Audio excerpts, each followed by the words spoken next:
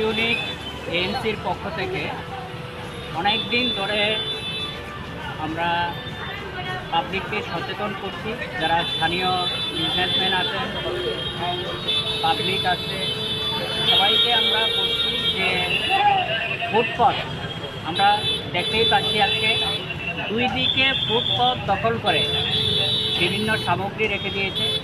তো ফুটপাত না পেয়ে পাবলিক অটোমেটিক্যালি মেন রোডে আসছে, যেটা ট্রাফিকের একটা বড় কারণ।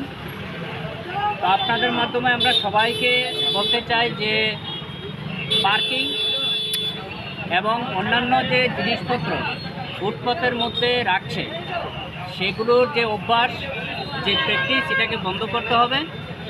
আদারওয়াইজ এএমসি তরফ থেকে অ্যাসিস্ট্যান্ট কমিশনার সাহেব আছেন, আমাদের ওসি ট্রাফিক ইউনিট আছে, আমরা যেটা রুলস রেগুলেশন আছে সেটাকে এনফোর্স করব, কিন্তু ফাইন বা কাউকে পেনাল্টি দেওয়া আমাদের মেইন উদ্দেশ্য নয়।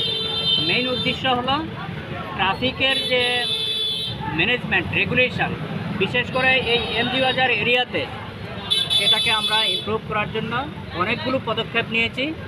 যে লাইন ডিপার্টমেন্ট থেকে শুরু করে PWD, urban development, smart city, ANC, traffic, police, আমরা সবাই একত্রিতভাবে কাজ করছি।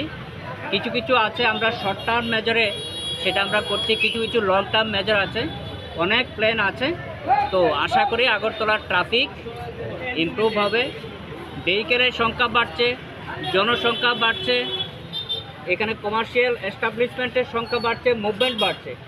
তো আমরা যদি সবাই সুশৃঙ্খলভাবে সবার সহযোগিতা যদি না নিয়ে যদি ট্রাফিক ম্যানেজমেন্ট, ট্রাফিকের শৃঙ্খলা যদি না আসি, তাহলে সবার লস, সময় নষ্ট হবে, আননেসেসারি এখানে যে ট্রাফিকের যে প্রবলেমগুলো ক্রিয়েট হচ্ছে।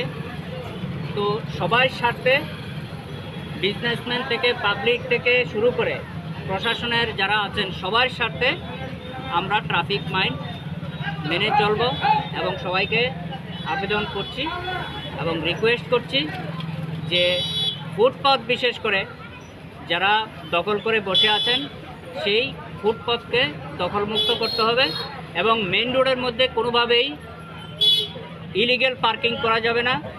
পার্কিং জোনকে ক্লিয়ার রাখতে হবে, পার্কিং জোনের মধ্যেই পার্কিং করতে হবে। Thank you.